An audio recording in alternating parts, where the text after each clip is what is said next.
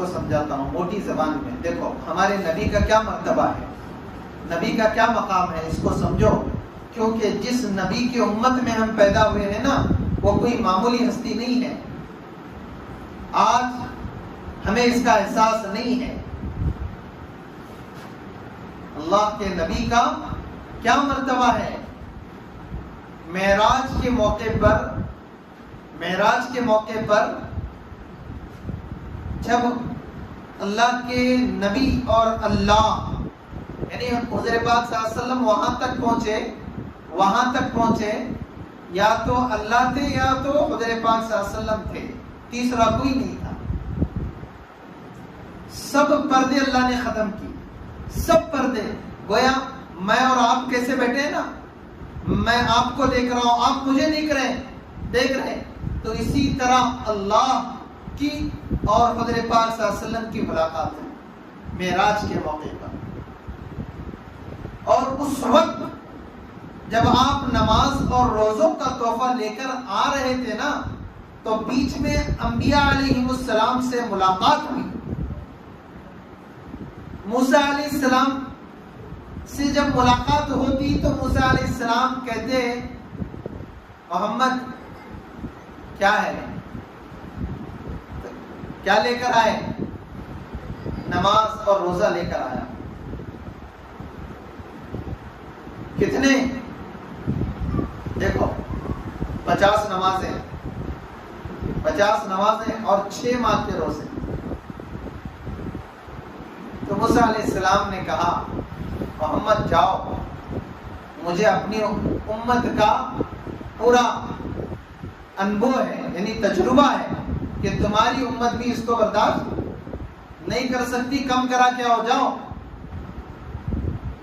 گئے, آئے, پھر موسیٰ علیہ السلام سے ملاقات ہوئی, پھر کچھ کم ہوئے تو پھر کہنے لگے کہ نہیں جاؤ اور کم کراؤ, تمہاری امت اس کو بھی برداشت نہیں کر سکتی.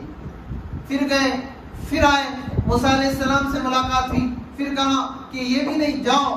یعنی موسیٰ علیہ السلام تک واپس آ رہے, پھر ان کے اصرار پر اللہ سے ملاقات ہو رہی. پھر کم ہوتے ہوتے ہوتے ہوتے ہوتے ہوتے 1 ماہ کے روزے اور 5 نمازیں رہ گئی.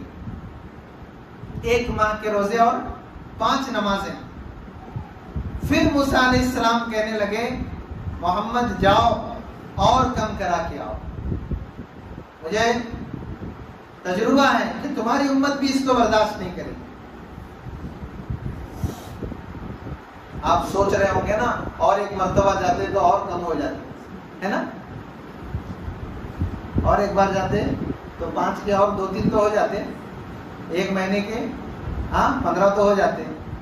لیکن نہیں, میرے نبی کیا فرماتے ہیں سنو حضرت موسیٰ سے کہ نہیں, اب مجھے واپس جانے کے لیے شرم آ رہی. کیا فرمایا؟ اب مجھے واپس جا کر کم کرانے میں حیا محسوس ہو رہی ہے, شرم آ رہی ہے کہ اب اس سے زیادہ میں کم کروا نہیں سکتا. تو علماء نے ایک نقطہ یہاں پر یہ بیان فرمایا ہے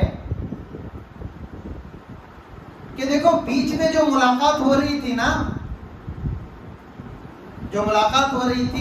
اس میں حضرت آدم علیہ السلام بھی تھے, حضرت ابراہیم خلیل اللہ بھی تھے. اللہ ان کے دل میں بھی بات ڈال سکتے تھے نا کہ تم محمد سے کہو کہ واپس جائے, لیکن اللہ نے ان کے دل میں بات نہیں ڈالی, اللہ نے موسیٰ علیہ السلام کے دل میں بات ڈالی. تو علماء ایک نقطہ یوں بیان فرماتے ہیں, اللہ یہ سمجھانا چاہ رہے تھے موسیٰ علیہ السلام کو کہ دیکھو موسیٰ, تم نے ہماری تجلی کو برداشت نہیں کیا. موسیٰ علیہ السلام کلیم اللہ تھے, اصرار کیا کہ اللہ میں آپ کو دیکھنا چاہتا ہوں. تو اللہ نے کہا کہ نہیں, تم نہیں دیکھ سکتے. پھر اصرار ہوا کہ چلو پہاڑ پر آ جاؤ, ہم نہیں آئیں گے, ہماری ایک جھلک آئے گی, ایک تجلی جھلک. اگر تم اس کو برداشت کرو گے تو سمجھ لو ہم کو دیکھ سکتے ہو, اگر اس کو نہیں برداشت کرو گے تو ہمیں بھی نہیں دیکھ سکتے. تو ایک تجلی اللہ نے پہاڑ پر ڈالی, موسیٰ علیہ السلام بے ہوش ہو کے گر گئے.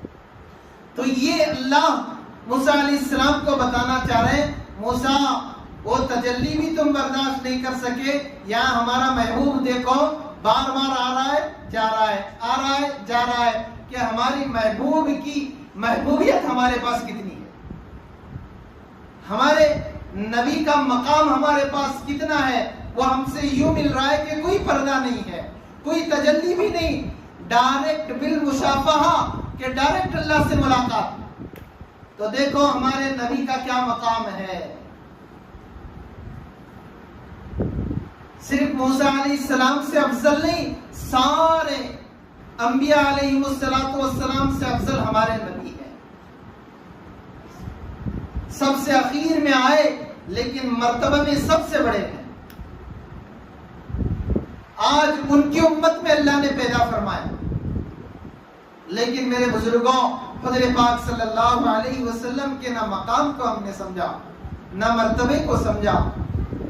درود پاک پڑھو ایک مرتبہ صلی اللہ علیہ وسلم. اللہ کے نبی کا مرتبہ یوں ہی نہیں اللہ نے کہا کہ تم میرے نبی کی اطاعت میں آ جاؤ ہم تم سے خوش ہو جائیں.